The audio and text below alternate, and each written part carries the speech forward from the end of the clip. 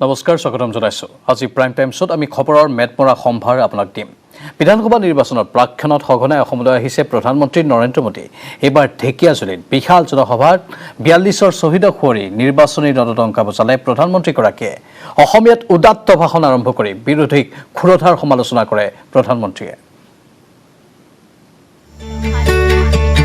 মই অসমৰ জনতাৰ চৰণত প্ৰণাম জনাইছো বিশাল জনসভাক উদ্দেশ্যি মোদীৰ সম্বোধন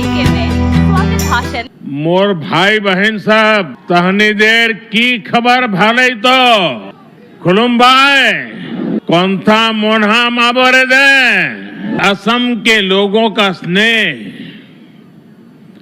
और आपका प्रेम इतना गहरा है कि वो मुझे बार बार असम ले आता है। अब एक बार फिर मैं आप सबको प्रणाम करने आया हूं, आप सबके दर्शन करने के लिए आया हूं।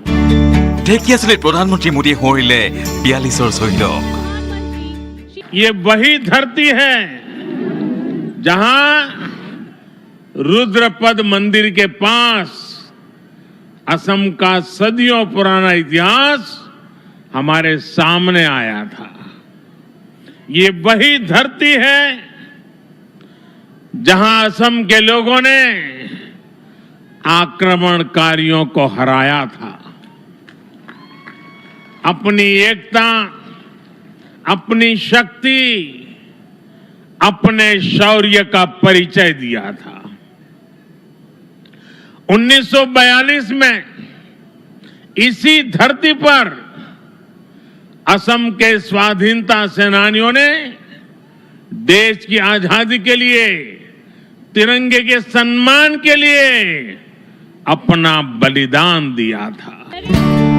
গালে সুধাকণ্ঠৰ গীতৰ কলি আওৰালে জ্যোতিপ্ৰসাদ আগৰৱালাৰ কবিতাৰ পংক্তি हमारे इन्हीं शहीदों के पराक्रम पर भूपेन हजारिका जी कहते थे, भारत भारत ही है आज जागृत है,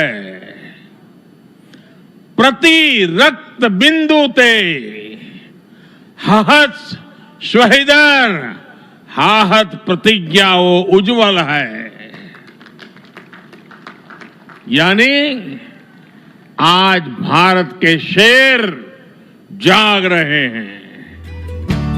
কলে মোৰ মনটো অসমীয়া গৌৰৱেৰে ভৰি পৰিছে शहीदों के शौर्य की साक्षी सोनितपुर की ये धरती, असम का ये अतीत बार बार मेरे मन को असमिया गौरव से भर रहे हैं। ঢেকিয়াজুলিত ভাষণ আৰম্ভ কৰিয়েই শোণিতপুৰৰ চাহৰ জহস্যা গুণগৰিমা বখানি মোদীয়ে কলে অসমৰ গৌৰৱেই চাহক লৈও এতিয়া একাংশই চক্ৰান্ত কৰে, বদনাম কৰে, ৰাজনীতি কৰে। आज देश को बदनाम करने के लिए साजिश रचने वाले इस स्तर तक पहुंच गए हैं कि भारत की चाय को भी नहीं छोड़ रहे। आपने खबरों में सुना होगा, ये साजिश करने वाले कह रहे हैं कि भारत की चाय की छवि को बदनाम करना है, कि विदेश में बैठी कुछ ताकतें चाय के साथ भारत की जो पहचान जुड़ी है उस पर हमला करने की फिराक में है। क्या आपको ये हमला मंजूर है? आपको ये हमला मंजूर है?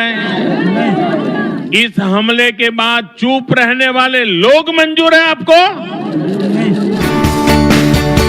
৩ লক্ষাধিক জনতাৰ সমাৱেশ ঘটা ঢেকিয়াজুলিৰ জনসভাত প্ৰধানমন্ত্ৰী নৰেন্দ্ৰ মোদীয়ে স্থাপন কৰিলে বিশ্বনাথ চাৰিআলি আৰু চৰাইদেউত স্থাপন হ'বলগীয়া চিকিৎসা মহাবিদ্যালয়ৰ আধাৰশিলা। এই সভাতেই প্ৰধানমন্ত্ৰীৰ ঘোষণা, অসমত পুনৰ বিজেপিৰ চৰকাৰ আহিলে মাতৃভাষাতেই আৰম্ভ হ'ব মেডিকেল আৰু ইঞ্জিনিয়াৰিঙৰ পাঠদান। क्या असमिया भाषा में पढ़कर के कोई अच्छा डॉक्टर नहीं बन सकता है क्या? आजादी के 75 साल होने आए, और इसलिए चुनाव के बाद जब नई सरकार बनेगी असम में, मैं यहां असम के लोगों की तरफ से आपको वादा करता हूं कि असम में भी एक मेडिकल कॉलेज स्थानीय भाषा में हम शुरू करेंगे, एक टेक्निकल कॉलेज स्थानीय भाषा में शुरू करेंगे और धीरे धीरे ये बढ़ेगा, कोई रोक नहीं पाएगा उसको।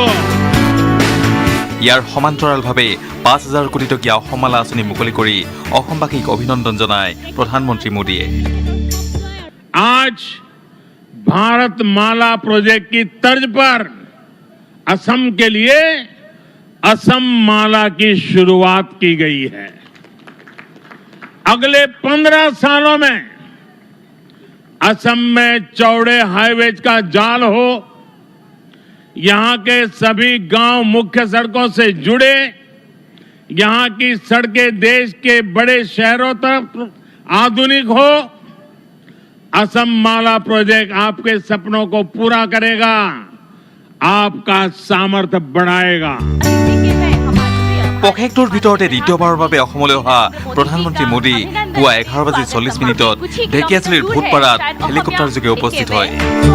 মুখ্যমন্ত্ৰী সোণোৱাল আৰু মন্ত্ৰী হিমন্ত বিশ্ব শৰ্মাই তেজপুৰৰ হালনি বিমানবন্দৰৰ পৰা আদৰি আনে প্ৰধানমন্ত্ৰীগৰাকী। ৰাজু বৰুৱাৰ সহযোগত bureau' report, news 18 Assam north east. আৰু প্ৰধানমন্ত্ৰী আগমনৰ লগে লগে উখল মাখল হৈ পৰিল ঢেকিয়াজুলি। প্ৰধানমন্ত্ৰী মোদীক ওচৰতে পাই জনসভাৰ মাজতে গীতেৰে আমোদ দিলে এগৰাকী বৃদ্ধাই। নিজৰ কথাৰে এগৰাকী বৃদ্ধাই গালে হিন্দী চিনেমাৰ জনপ্ৰিয় গীত। মোদী সরকার আসবে রে ঢেকিয়াজুলিতে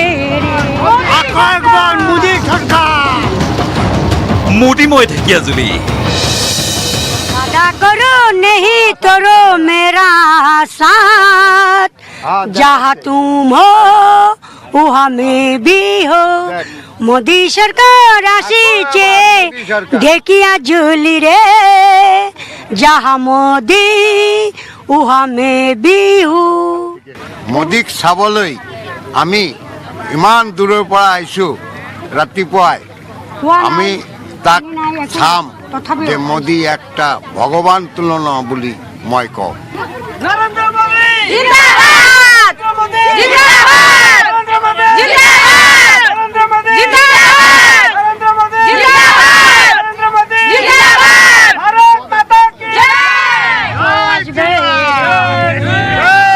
মোদী সরকারের রে আমি ভালোবাসি রে, মোদী সরকার আসবে রে ঢেকিয়াজুলিতে রে। মোদী জিন্দা আছে রে, আমি জিন্দা আছি রে। মোদীর কাছে আমি রে একটা ঘর চাই রে, আমি ভুটিয়ালির গাঁও থেকে এসেছি রে। আমার রেশন কার্ড নাই রে, আমার রেশন কার্ড বানাইয়া দাও রে। মোদি যদি আমারে খাওয়া দিচ্ছে যখন রে, ঘরও দিবে আমারে। মোদি জিন্দাবাদ রে। মোদী সমৰ্থকৰ হুংকাৰ, আকৌ আহিব মোদী চৰকাৰ। দেশটো ঠান্ডা করেছে, দেশটো শান্তি দিছে, দেশটো শান্তি দিছে মোদী সরকার। আকৌ একবার মোদী সরকার। Bureau' report, news 18 Assam north east.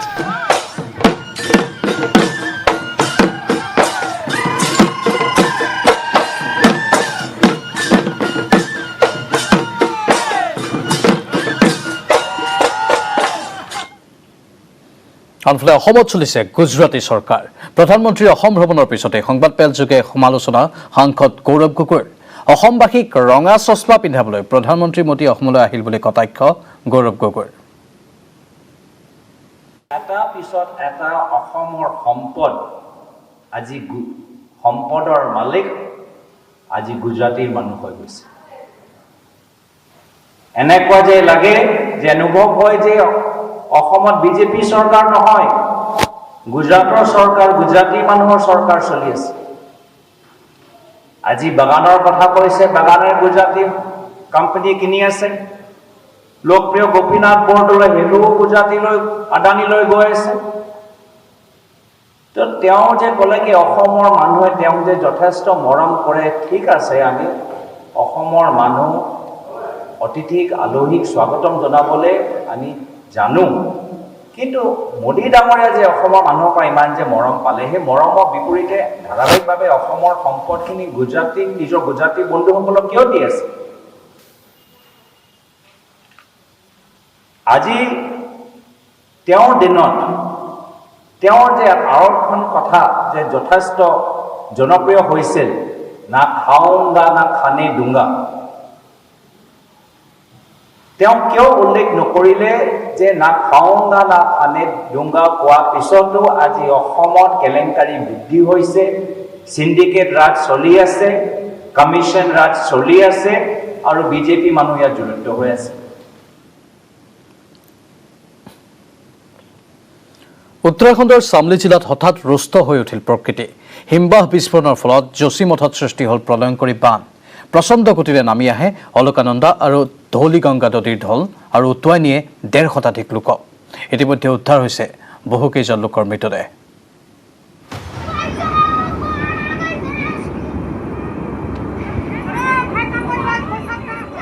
উত্তৰাখণ্ডত প্ৰলয়, ভয়ংকৰ বানত সন্ধানহীন ১৫০ৰো অধিক লোক।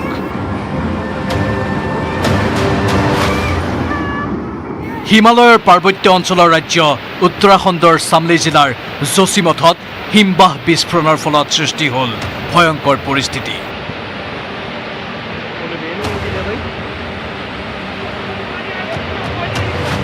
প্ৰচণ্ড গতিৰে নামি আহে অলকানন্দা আৰু ধৌলিগংগা নদীৰ ঢল। উটুৱাই নিয়ে নদীৰ পাৰ্শ্বৱৰ্তী অঞ্চলৰ বহু বাসগৃহ। ক্ষতি সাধন কৰে ঋষিগংগা শক্তি প্ৰকল্পৰো। উটুৱাই নিলে শক্তি প্ৰকল্পটোত কৰ্মৰত বহুকেইজন শ্ৰমিকক। ধৌলিগংগা নদীৰ সমীপৰ জিলাসমূহত জাৰি কৰা হয় হাই এলাৰ্ট।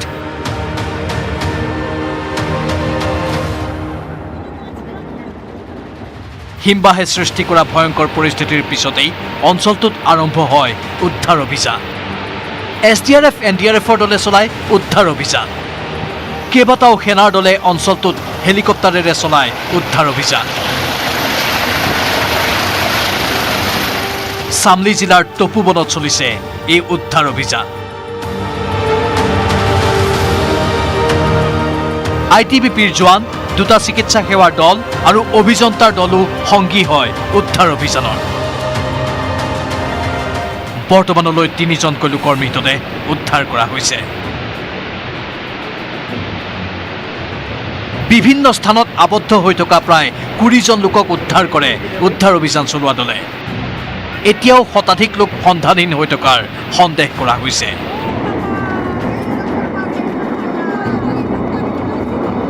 উদ্ধাৰ অভিযানৰ বাবে দিল্লীৰ পৰা NDRF বাহিনীৰ অধিক জোৱান প্ৰেৰণ কৰা হৈছে উত্তৰাখণ্ডলৈ। অসম বংগৰ ভ্ৰমণৰ মাজতে উত্তৰাখণ্ডৰ ধ্বংসলীলা সন্দৰ্ভত ৰাজ্যখনৰ মুখ্যমন্ত্ৰীৰে বাৰ্তালাপ কৰিলে প্ৰধানমন্ত্ৰী মোদীয়ে। প্ৰধানমন্ত্ৰীগৰাকীৰ মন্তব্য, উত্তৰাখণ্ডৰ সৈতে আছে সমগ্ৰ দেশ।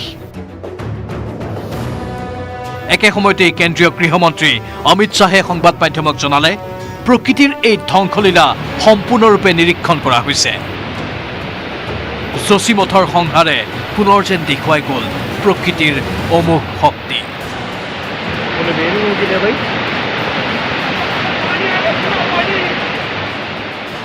News desk, news 18, Assam north east.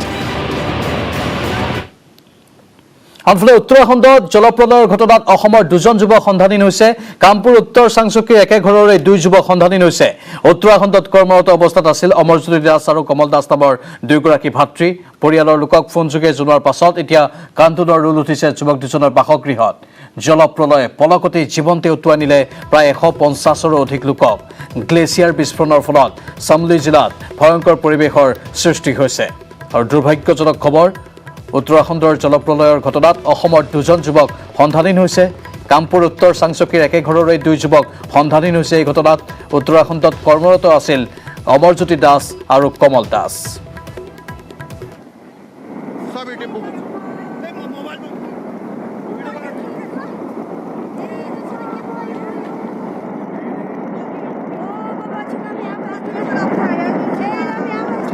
উত্তৰাখণ্ডৰ ঘটনা কৰ্মৰত অৱস্থাত সন্ধানহীন হৈ আছে অসমৰ নগাঁও জিলাৰ উত্তৰ চাংচুৰি গাঁৱৰ বিধৱা মাক যিহেতু গতিকে তেওঁৰ দুটাকৈ সন্তান এটা 28 বছৰ হৈছে তেওঁৰ নাম কমল দাস আৰু দ্বিতীয়জন হৈছে অমৰজ্যোতি দাস তেওঁ হৈছে 19 বছৰ চৰকাৰৰ ওচৰত অনুৰোধ জনাইছে যাতে এই গৃহস্থী দুখীয়া গৃহস্থী হওক সেই সন্ধানহীন পুত্ৰ দুটাক যাতে ঘূৰাই দিব পাৰে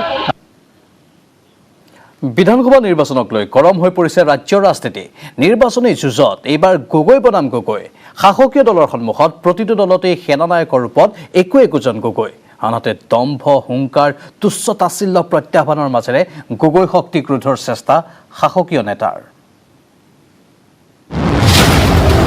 দাবিদাৰ গগৈ প্ৰতিদ্বন্দ্বী গগৈ শত্ৰু গগৈ মিত্ৰ গগৈ সকলোফালে গগৈ গগৈ গগৈ বনাম গগৈ গগৈৰ সৈতে গগৈ এটা মোৰ কল্পনা আছে কি এদিন মই লুৰিণজ্যোতি গগৈ অখিল গগৈ আমি তিনিটা এটা বাইক ৰেলী কৰি গোটেই অসম ভ্ৰমণ কৰিম এজেপিত গগৈ ৰাইজৰ দলত গগৈ কংগ্ৰেছৰ মুখ্যমন্ত্ৰীৰ আসনৰ দাবিদাৰ গগৈ মন্ত্ৰী হিমন্তৰ মুখতো গগৈৰ কথা আমাৰ গগৈসকল জিকা গগৈ আমাৰ গগৈসকল ষ্ট্ৰং গগৈ আমাৰ গগৈবিলাকতো ৰাইজৰ পৰা ভোট দি জিকা গগৈ এখেতসকল নিজিকা গগৈ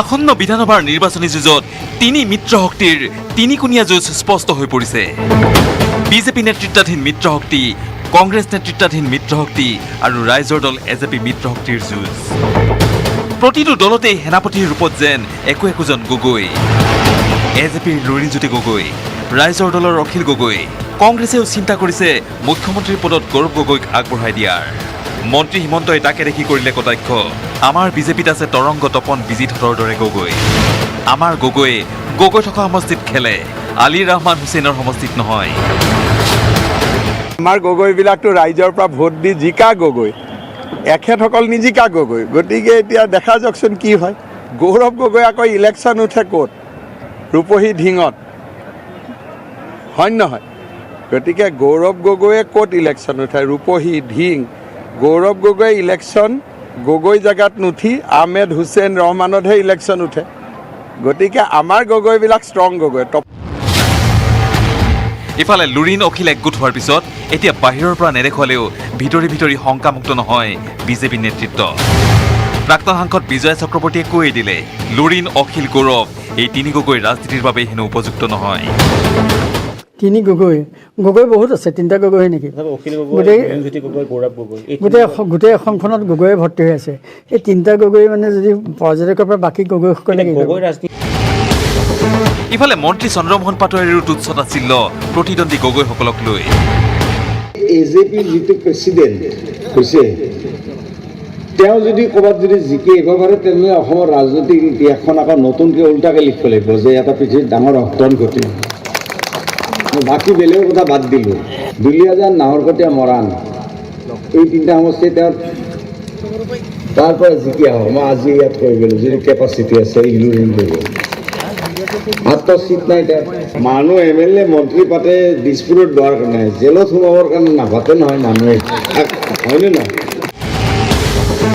মন্ত্ৰী হিমন্তৰ দাবী আমি অসমৰ জনতাৰ হৃদয়ত আছো কোনো গগৈয়ে একো কৰিব নোৱাৰে লুৰিণজ্যোতি গগৈ এনেকুৱা কৈছে মই কথা ধুনীয়াকৈ কৈ থাকক কিন্তু মানুহৰ হৃদয়ত আমি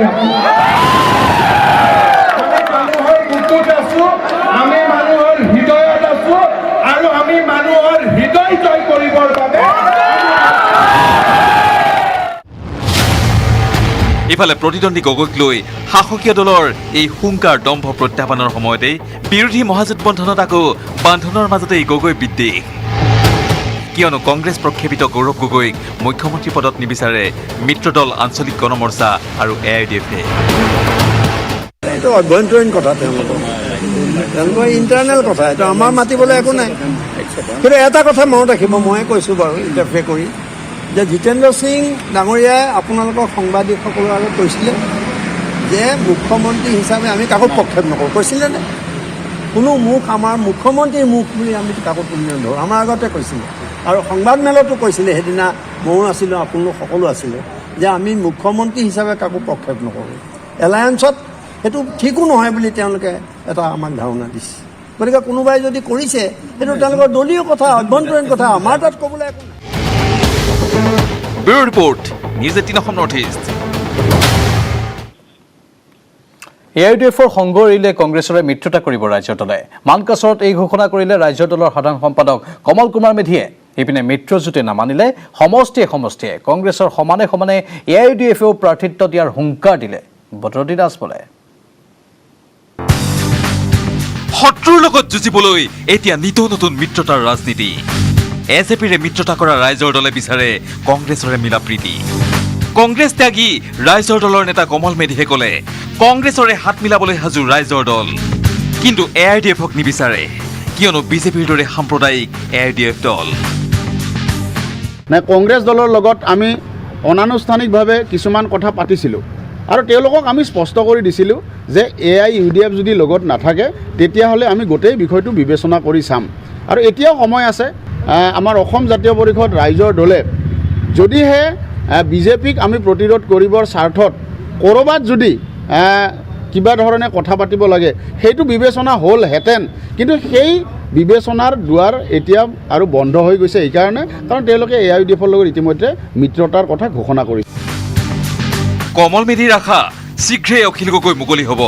যিদিনাই মুকলি হ'ব অখিল গগৈ, সিদিনাই হেনো অসমৰ ৰাজনীতিত চুনামি নামিব। মহামান্য উচ্চতম ন্যায়ালয়ত অখিল গগৈৰ জামিন আবেদনৰ শুনানি আছে আৰু আমি আশা কৰিছোঁ যে ন্যায়পালিকাই এইবাৰ অখিল গগৈক ন্যায় দিব আৰু অখিল গগৈ মুকলি আকাশৰ তললৈ ওলাই আহিব আৰু সন্মুখৰ পৰা ৰাইজৰ দলক নেতৃত্ব প্ৰদান কৰিব। আৰু আপোনালোকক এটা কথা মই ক'ব পাৰোঁ, অখিল গগৈ যিদিনা জেলৰ পৰা মুকলি হৈ আহিব সেইদিনাৰ পৰাই অসমৰ ৰাজনীতি সলনি হ'ব, সেইদিনাৰ পৰাই অসমত এক নতুন ৰাজনৈতিক চুনামি আৰম্ভ হ'ব। AIUDFক লৈ কংগ্ৰেছৰ সমীকৰণ কি সেয়া এতিয়াই স্পষ্ট হোৱা নাই, কিন্তু মহাজোঁট বন্ধনলৈ আহিবলৈ ৰাইজৰ দল আৰু এজেপিক পূৰ্বৰে পৰাই আহ্বান জনাই আহিছে কংগ্ৰেছ দলে। ইয়াৰ মাজতেই গৌৰৱ গগৈ ক'লে মোৰ এটা সপোন আছে, অখিল গগৈ লুৰিণ গগৈৰ লগত ৰাজপথত একেলগে চাইকেল ৰেলী বাহিৰ কৰাৰ। এটা মোৰ কল্পনা আছে কি এদিন মই লুৰিণজ্যোতি গগৈ, অখিল গগৈ আমি তিনিটা এটা বাইক ৰেলী কৰি গোটেই অসম ভ্ৰমণ কৰিম। ইফালে কংগ্ৰেছ AIUDFৰ মহাজোঁট বন্ধনত আসন বুজাবুজিক লৈ আৰম্ভণিৰে পৰা লাগিছে আউল। ইয়াৰ মাজতেই বদৰুদ্দিন আজমলে দলগাঁৱত গৈ দিলেগৈ মিত্ৰদল কংগ্ৰেছৰ বিধায়কৰ মুৰ্দাবাদ ধ্বনি। কংগ্ৰেছ বিধায়ক ইলিয়াছ আলী মুৰ্দাবাদ। চেষ্টা কৰিম আমাৰ মুজিবুৰ ৰহমানে পাব লাগে, ইসকলে চেষ্টা কৰিব ইলিয়াছ পাব লাগে। যদি আমি এটা বুজাবুজি যোৱাৰ চেষ্টা কৰিম, যদি নহয় ultimately we are ready to fight. আমাৰ মানুহে কৈ দিছে বোলে আমি লৰিম, কিয় কোনো অসুবিধাটো নাই। মিত্ৰতাত থকাৰ পিছতো আজমলৰ চাঞ্চল্যকৰ ঘোষণা। মিত্ৰজোঁটে নামানিলে ৰাজ্যৰ বহু সমষ্টিত কংগ্ৰেছেও প্ৰাৰ্থিত্ব দিব, AIUDFেও প্ৰাৰ্থিত্ব দিব। না আমাৰ 9 তাৰিখৰ পৰা এইটো মিটিং আৰম্ভ হ'ব। 9 তাৰিখৰ পৰা একদিন মাজে ৰিচেছ দি তাৰপিছত এভৰি অল্টাৰনেট ডে মিটিং হ'ব আৰু আমি ইনশাআল্লাহ 15, 16, 17 তাৰিখ 20 তাৰিখলৈকে চব শেষ কৰিম। এয়া কিহৰ ইংগিত? AIUDF কংগ্ৰেছৰ মহাজোঁট বন্ধনত পুনৰ আহিব পাৰে নেকি নতুন টুইষ্ট? কথাটো তাৎপৰ্যপূৰ্ণ। Bureau report, news 18 Assam north east. আৰু বাতৰি দেখিলে সময় হৈছে বাণিজ্যিক বিৰতিৰ।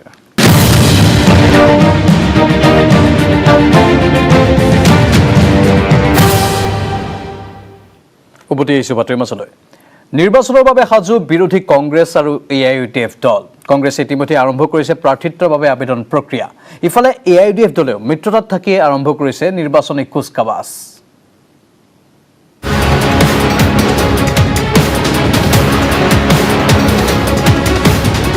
সন্মুখত অসম বিধানসভা নিৰ্বাচনৰ বাবে সাজু হৈছে বিৰোধী দল কংগ্ৰেছ আৰু AIUDF। ৰাজ্যৰ প্ৰধান বিৰোধী দল কংগ্ৰেছে ইতিমধ্যে আৰম্ভ কৰিছে প্ৰাৰ্থিত্বৰ বাবে আবেদন প্ৰক্ৰিয়া। টিকটৰ বাবে আবেদনকাৰীয়ে ভিৰ কৰিছে ৰাজীৱ ভৱনত।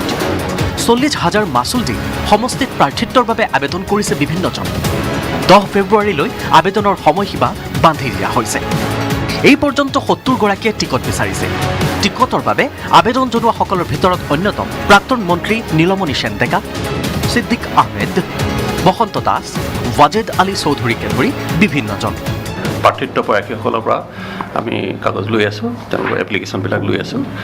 আৰু এপ্লিকেশ্যনৰ যিটো আমাৰ নিয়ম, যিসকল জেনেৰেল কেণ্ডিডেট তেখেতসকলে 40,000 টকাৰ ড্ৰাফ্ট, বেংক ড্ৰাফ্ট আমাৰ লগত দিব লাগিব। এইগৰাকী হ'ল হাইলাকান্দি সমষ্টিৰ AIUDFৰ বিধায়ক আনোৱাৰ হুছেইন লস্কৰ। হাইলাকান্দি সদৰ সমষ্টিৰ পৰা পুনৰবাৰ নিৰ্বাচন খেলিবলৈ সাজু হোৱা আনোৱাৰ হুছেইন লস্কৰৰ দাবী, বিৰোধী মহাজোঁটে বৰাকত 12+ আসন লাভ কৰিব। গঠবন্ধন যিটো হৈছে, গঠবন্ধন বিৰাট ভাল ৰিজাল্ট আহিব। ৰিজাল্টটো ভাল হ'ব, তাতে কোনো প্ৰশ্নই নাহে। কিমানমান আশা কৰিছে? আমি 12+ আশা কৰিছোঁ গঠবন্ধন মিলি। যিকোনো মুহূৰ্তত নিৰ্বাচনৰ বাবে অধিসূচনা জাৰি কৰিব। সেই নিৰ্বাচনৰ বাবে ক্ৰমাৎ উষ্ণ বতাহ বলিছে ৰাজ্যৰ ৰাজনীতিত। Bipul Barman report, news 18 Assam north east. বিটিআৰত অস্ত্ৰ উদ্ধাৰৰ ঘটনাৰে জড়িত আছে ৰাজনৈতিক দল। দুধনৈত এই মন্তব্য কৰিলে UPPLৰ সদস্য তথা BTCৰ কাৰ্যবাহী সদস্য ৰঞ্জিত বসুমতাৰীয়ে। ৰঞ্জিত বসুমতাৰীৰ দাবী, 21ৰ বিধানসভা নিৰ্বাচনত বিটিআৰত UPPLে পাব 12খন আসন। বিটিআৰত মাৰণাস্ত্ৰ উদ্ধাৰৰ আঁৰত কোন? কোনো ৰাজনৈতিক দল জড়িত আছে নেকি অস্ত্ৰ উদ্ধাৰৰ আঁৰত? বিটিআৰত শেহতীয়াকৈ উদ্ধাৰ হোৱা বৃহৎ পৰিমাণৰ মাৰণাস্ত্ৰ উদ্ধাৰৰ আঁৰত প্ৰত্যক্ষ বা পৰোক্ষভাৱে কোনো ৰাজনৈতিক দল জড়িত আছে বুলি মন্তব্য কৰিলে BTCৰ কাৰ্যবাহী সদস্য ৰঞ্জিত বসুমতাৰী। যিমানখিনি অস্ত্ৰ উদ্ধাৰ হৈছে, সেই অস্ত্ৰ উদ্ধাৰ হোৱাত কোনোবা নহয় কোনোবা ডাইৰেক্টলি ইনডাইৰেক্টলি পলিটিকেল পাৰ্টিটো ইনভলভ আছে। কোনো দলৰ নাম নোলোৱাকৈ ৰঞ্জিত বসুমতাৰীয়ে কোন ৰাজনৈতিক দলৰ প্ৰতি ইংগিত কৰিছে সেয়া সকলোৰে সহজেই অনুমেয়। দুধনৈৰ কুশধোৱাত গোৱালপাৰা জিলা বড়ো ছাত্ৰ সন্থা আৰু গোৱালপাৰা জিলা বড়ো সাহিত্য সভাৰ যুটীয়া বাৰ্ষিক অধিৱেশনত উপস্থিত থাকি ৰঞ্জিত বসুমতাৰীয়ে কৰে আন এক তাৎপৰ্যপূৰ্ণ মন্তব্য। সমগ্ৰ অসমতে চলিছে হাতী মানুহৰ সংঘাত, পিছে BTCত 17টা বছৰে চলিছিল মানুহ আৰু মানুহৰ সংঘাত। নিৰ্বাচনৰ প্ৰাক্ষণতো সেই শক্তিয়ে পুনৰ সৃষ্টি কৰিব বিচাৰিছিল এক সংঘাতৰ। বৰ্তমান আপোনালোকে শুনি আছে অসমত মেন এনিমেল কনফ্লিক্ট, অৰ্থাৎ মেন এণ্ড ইলেফেণ্ট কনফ্লিক্ট। এই মেন ইলেফেণ্ট কনফ্লিক্ট নহয়, আমাৰ BTC অঞ্চলত কোনোবাই মেন কনফ্লিক্টহে কৰাই আছিল আৰু যি বস্তুটো আজি কৰিবলৈ আকৌ বিচাৰিছিলে। নাম নোকোৱাকৈ BPFক সমালোচনা কৰি ৰঞ্জিত বসুমতাৰীৰ দাবী, আগন্তুক বিধানসভা নিৰ্বাচনত বিটিআৰত UPPLৰ বাবে কোনো ফেক্টৰ নহয় BPF। বিটিআৰৰ 12খন আসনতে UPPLে জয়লাভ কৰিব বুলি দাবী কৰে ৰঞ্জিত বসুমতাৰীয়ে। দুধনৈৰ পৰা Arup Nath, news 18 Assam north east. আৰু বাতৰিত পুনৰ সময় হৈছে বাণিজ্যিক বিৰতিৰ।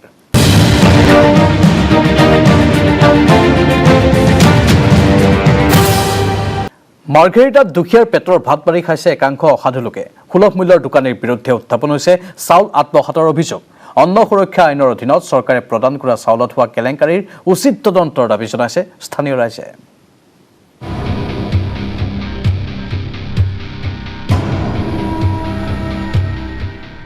প্ৰাপ্য লোকক বঞ্চিত কৰি পুণ্য অৰ্জাৰ ফন্তি।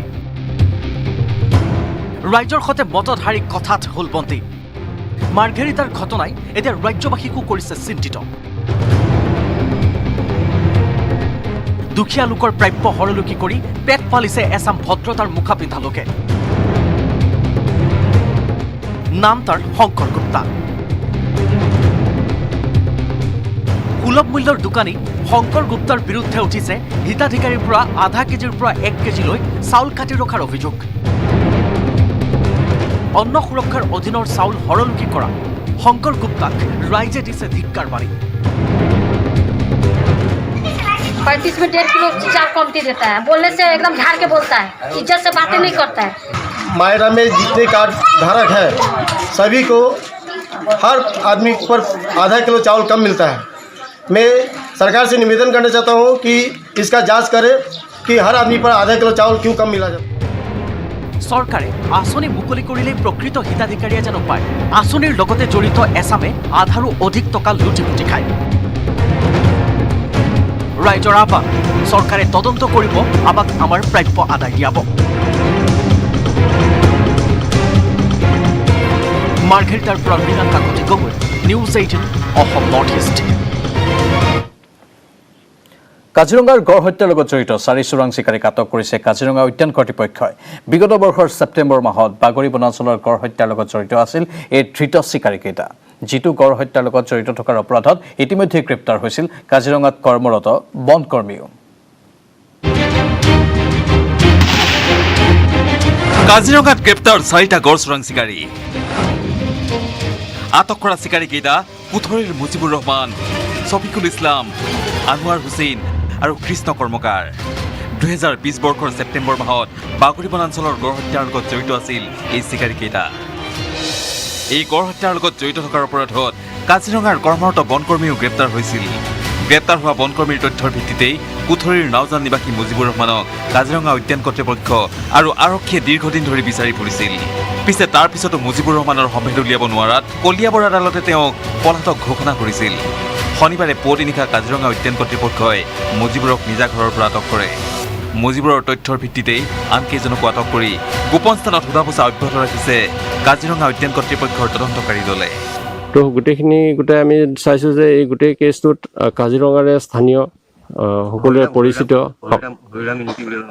হৰিৰাং ইংটি গোটেইকেইজন স্থানীয় মানুহ আৰু তেওঁলোকে সমাজৰ পৰিচিত ব্যক্তি আৰু তেওঁলোকে সমাজত এটা প্ৰতিপত্তি থকা ব্যক্তি এইসকল ব্যক্তি জড়িত হৈ আছে আৰু লগতে আমাৰ ইনচাইডাৰ আমাৰ নিজৰে মাউত আদি জড়িত আছে গোটেই এইটো এটা নতুন এটা আমাক সম্ভেদ দিছে বোকাখাটৰ পৰা Pradyut Mahanta news 18 Assam north east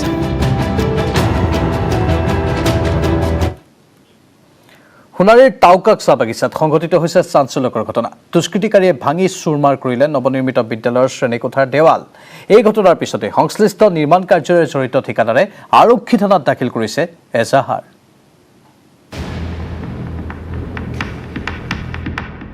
দুষ্কৃতিকাৰীয়ে ভাঙিলে নৱনিৰ্মিত বিদ্যালয়ৰ শ্ৰেণীকোঠাৰ দেৱাল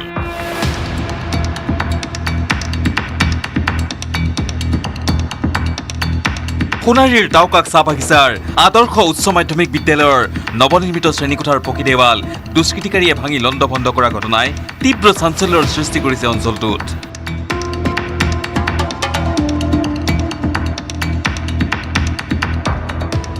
শুকুৰবাৰে পুৱা এগৰাকী যুৱকে বিদ্যালয়খনৰ নিৰ্মাণ কাৰ্যত জড়িত শ্ৰমিকক কাম বন্ধ কৰিবলৈ ভাবুকি প্ৰদান কৰিছিল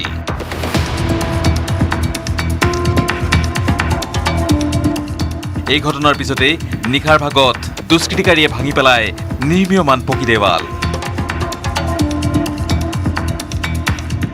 এই ঘটনা সন্দৰ্ভত শনিবাৰে স্থানীয় নামতোলা আৰক্ষী থানাত নিৰ্মাণ কাৰ্যৰ ঠিকাদাৰে এজাহাৰ দাখিল কৰে যোৱা নিশা আমি গম পাইছোঁ যে আমাৰ টাউকাক চাহ বাগিচাত যি আদৰ্শ উচ্চতৰ মাধ্যমিক বিদ্যালয় নিৰ্মাণ হৈ আছে এই নিৰ্মাণ কাৰ্যত বাধা দিবলৈ কিছুমান দুষ্কৃতিকাৰী আহি দিনৰ ভাগত তেওঁলোকক ভাবুকি প্ৰদান কৰিছে কাম বন্ধ কৰি দিয়াৰ যি তেওঁলোকে দাবী ধমকি দি তেওঁলোকে গুচি গ'ল দিনৰ ভাগত তেওঁলোকে যি আমাৰ ভাবুকি প্ৰদান কৰিলে নিশাৰ ভাগতো তেওঁলোকে এই ঘটনাটো সংঘটিত কৰিছে সোণাৰীৰ পৰা Hanseng Konwar news 18 Assam north east ভূমিপুত্ৰ মিচিং সমাজৰ কৃষিভিত্তিক প্ৰধান উৎসৱ আলি আই লৃগাঙলৈ মাজত কেইটামান দিন ফাগুন মাহৰ প্ৰথমটো বুধবাৰে উলহ মালহেৰে অনুষ্ঠিত কৰিব হেপাহৰ আলি আই লৃগাং গহপুৰৰ প্ৰান্তে প্ৰান্তে দেখা গৈছে মিচিং ৰাইজৰ সীমাহীন ব্যস্ততা পুনৰ পালেহি আলি আই লৃগাং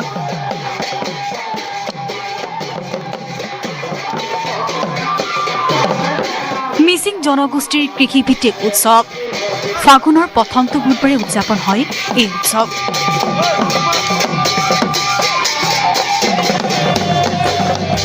সমাগত আলি আই লৃগাং মিচিং জনগোষ্ঠীৰ কৃষিভিত্তিক উৎসৱ আলি আই লৃগাং উদযাপনৰ ব্যাপক প্ৰস্তুতি ৰাজ্যৰ মিচিং জনগোষ্ঠী অধ্যুষিত এলেকাত চলিছে আলি আই লৃগাঙৰ এই প্ৰস্তুতি মিচিং জীয়ৰী বোৱাৰীসকল এতিয়া ব্যস্ত গুমৰাগ নৃত্যৰ আখৰাত গহপুৰত খুটীয়া চাপৰিত মিচিং জীয়ৰী বোৱাৰীৰ গুমৰাগ নৃত্যৰ আখৰা ঢোল তালৰ শব্দত মুখৰিত গহপুৰৰ চৌদিশ লৃগাঙলৈ ঘূৰি মহিলাসকলে পৰাপং প্ৰস্তুত কৰাত ব্যস্ত হৈ পৰিছে এনেদৰেই মিচিং জনগোষ্ঠীৰ লোকসকলৰ আলি আই লৃগাঙক লৈ এতিয়া ব্যস্ততাৰ নাই সীমা গহপুৰৰ পৰা Palash Phukan, news 18 Assam north east. মেঘালয়ৰ পৰা নামি আহি দুধনৈৰ মাজেৰে গৈ ব্ৰহ্মপুত্ৰত মিল হোৱা দুধনৈ নৈৰ বুকু লেতেৰা আৱৰ্জনাৰে ভৰি পৰিছে। ক্ৰমে বিষাক্ত হোৱাৰ দিশে দুধনৈ নৈৰ পানী। একাংশ কান্ত জ্ঞানহীন লোকৰ কৰ্মকাণ্ডৰ বাবে কদৰ্যময় হৈ পৰিছে এই নৈখন।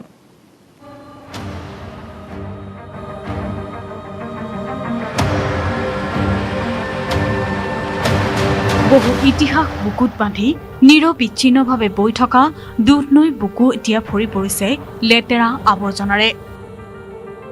মেঘালয়ৰ পূব গাৰো পাহাৰ জিলাৰ পৰা উৎপত্তি হোৱা দুধনৈ নৈখন দুধনৈ চহৰৰ মাজেৰে বৈ গৈ পৰিছে ব্ৰহ্মপুত্ৰত।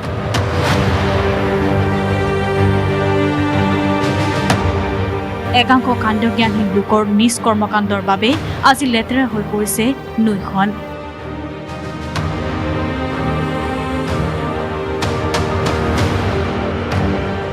দুধনৈ চহৰৰ হোটেল আৰু নৈখনৰ কাষতে গঢ় লৈ উঠা এটা চুবুৰীৰ প্ৰায় সংখ্যকেই লেতেৰা কৰি পেলাইছে নিতৌ এই নৈখন।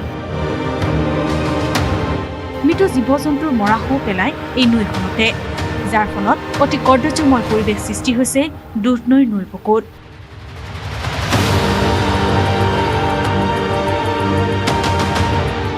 এই লেতেৰা দুৰ্গন্ধ বিয়পিছে চৌদিশে।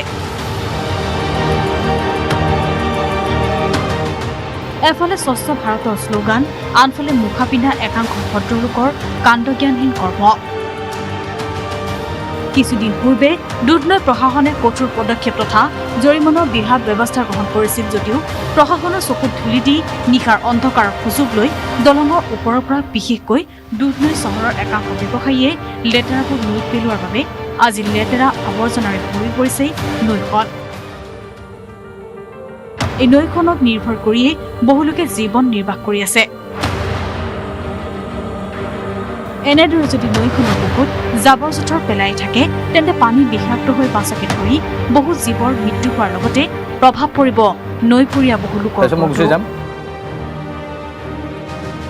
দুধনৈৰ পৰা অৰূপনাথ, নিউজ 18 অসম নৰ্থ ইষ্ট। যাতায়াতৰ নামত নৰক যন্ত্ৰণা ভুগি আহিছে তিনিচুকীয়াৰ মাৰ্ঘেৰিটা সমষ্টিৰ অন্তৰ্গত পেঙেৰিবাসীয়ে। টুলুঙা নাৱেই যাতায়াতৰ একমাত্ৰ আহিলা হৈ পৰিছে ৰাইজৰ। বাৰিষা আহিলেই গাঁৱৰ ৰাইজৰ লগতে ছাত্ৰ ছাত্ৰীসকলেও টুলুঙা নাৱত বিপদসংকুলভাৱে যাতায়াত কৰিবলৈ বাধ্য হয়। স্থানীয় বিধায়ক তথা বিভাগীয় কৰ্তৃপক্ষক বাৰম্বাৰ দলং নিৰ্মাণৰ বাবে অনুৰোধ জনাই অহাৰ পাছতো গুৰুত্ব নিদিয়াৰ অভিযোগ ৰাইজৰ। অৱশেষত পেঙেৰিৰ ইনথেম আৰু সৰ্বোদয়ৰ মাজেৰে যোৱা বুঢ়ীদিহিং নদীৰ লাথৈলা পাৰঘাটৰ ৰাইজে নিজাববীয়াকৈ নিৰ্মাণ কৰিছে এখন বাঁহৰ দলং। চৰকাৰলৈ গাঁওবাসীৰ আহ্বান, অঞ্চলটোত এখন পকী দলং নিৰ্মাণ কৰি দিয়ক, তেতিয়া কেইবাখনো গাঁৱৰ সুবিধা হ'ব। জাগুন, লিডু, পেঙেৰি, মাৰ্ঘেৰিটা আদি অঞ্চলৰ ৰাইজেও এই ক্ষেত্ৰত উপকাৰ লাভ কৰিবলৈ সক্ষম হ'ব। বুঢ়ীদিহিং নদীৰ লাথৈলা ঘাটত টুলুঙা নাৱেৰে আমাৰ লিডু, পাটকাই গেট, জাগুন, মাৰ্ঘেৰিটা, ডিগবৈ, পেঙেৰি বিভিন্ন অঞ্চলৰ লোকসকলে এই ঘাটেৰে টুলুঙা নাৱৰ উঠি বহু ভয় শংকাৰে পাৰ হ'বলগীয়া হয়। সাধাৰণ ৰাইজৰ লগতে ছাত্ৰ ছাত্ৰীসকলে এই টুলুঙা নাৱতে পাৰ হ'বলগীয়া হয়। বাৰিষা বানেৰে প্ৰত্যেক বছৰে বাৰিষা বান আহে, তো টুলুঙা নাৱেৰে যাবলৈ ভয় শংকাই পাৰ হয়। আৰু বাতৰিত পুনৰ সময় হৈছে বাণিজ্যিক বিৰতিৰ।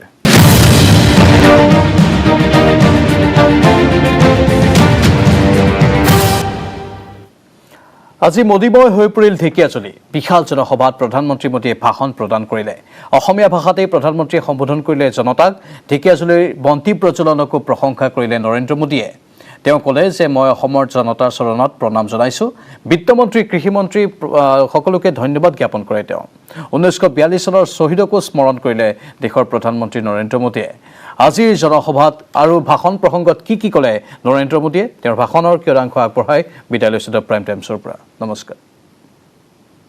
मोर भाई बहन सब तहनी देर की खबर भाले तो खुलुम्बाई कौनथा मोन्हा माबरे दे। असम के लोगों का स्नेह और आपका प्रेम इतना गहरा है कि वो मुझे बार बार असम ले आता है। अब एक बार फिर मैं आप सबको प्रणाम करने आया हूं, आप सबके दर्शन करने के लिए आया हूं। ये वही धरती है जहां रुद्रपद मंदिर के पास असम का सदियों पुराना इतिहास हमारे सामने आया था। ये वही धरती है जहां असम के लोगों ने आक्रमणकारियों को हराया था, अपनी एकता, अपनी शक्ति, अपने शौर्य का परिचय दिया था। 1942 में इसी धरती पर असम के स्वाधीनता सेनानियों ने देश की आजादी के लिए, तिरंगे के सम्मान के लिए अपना बलिदान दिया था। हमारे इन्हीं शहीदों के पराक्रम पर भूपेन हजारिका जी कहते थे, भारत भारत ही है आज जागृत है, प्रति रक्त बिंदु ते हहस शहीदर हाहत प्रतिज्ञा वो उज्जवल है। यानी आज भारत के शेर जाग रहे हैं। शहीदों के शौर्य की साक्षी सोनितपुर की ये धरती, असम का ये अतीत बार बार मेरे मन को असमिया गौरव से भर रहे हैं। साथियों, हम सब हमेशा से सुनते आए हैं, देखते आए हैं कि देश की पहली सुबह पूर्वोत्तर से होती है। लेकिन सच्चाई ये भी है कि पूर्वोत्तर और असम में विकास की सुबह को एक लंबा इंतजार करना पड़ा है। हिंसा, अभाव, तनाव, भेदभाव, पक्षपात, संघर्ष, इन सारी बातों को पीछे छोड़कर अब पूरा नॉर्थ ईस्ट विकास की राह पर आगे बढ़ रहा है और असम इसमें प्रमुख भूमिका निभा रहा है। ऐतिहासिक बोडो समझौते के बाद हाल ही में बोडोलैंड टेरिटोरियल काउंसिल के चुनावों ने यहां विकास और विश्वास का नया अध्याय लिख दिया है। आज का दिन भी असम के भाग्य और असम के भविष्य में इस बड़े बदलाव का साक्षी है। आज एक और विश्वनाथ और चरईदेव में 2 मेडिकल कॉलेजों का उपहार असम को मिल रहा है, तो वहीं असम माला के जरिए आधुनिक इंफ्रास्ट्रक्चर की नींव भी बढ़ी है। अखमर, बिकाखर, जातरात आज ही एक उल्लेखयोग्य दिन। यही बिखेक दिन टोत मैं अखम बाखिक आंतरिक अभिनंदन जनाइछो।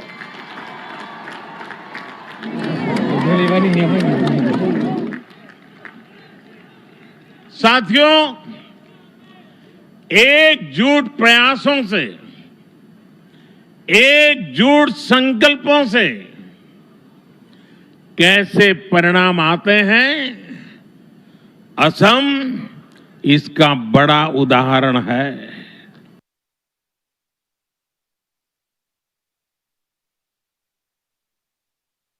आज एक और विश्वनाथ और चरईदेव में 2 मेडिकल कॉलेजों का उपहार असम को मिल रहा है, तो वहीं असम माला के जरिए आधुनिक इंफ्रास्ट्रक्चर की नींव भी बढ़ी है। अखमर, बिकाखर, जातरात आज ही एक उल्लेखयोग्य दिन। यही बिखेक निंटोत मैं अखम बाखिक आंतरिक अभिनंदन जनाइछो।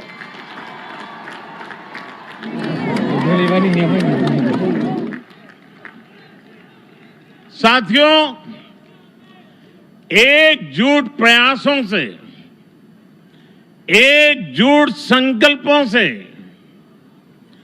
कैसे परिणाम आते हैं, असम इसका बड़ा उदाहरण है। आपको 5 साल पहले का वो समय याद होगा जब असम के ज्यादातर दूरदराज इलाकों में अच्छे हॉस्पिटल केवल सपना होते थे।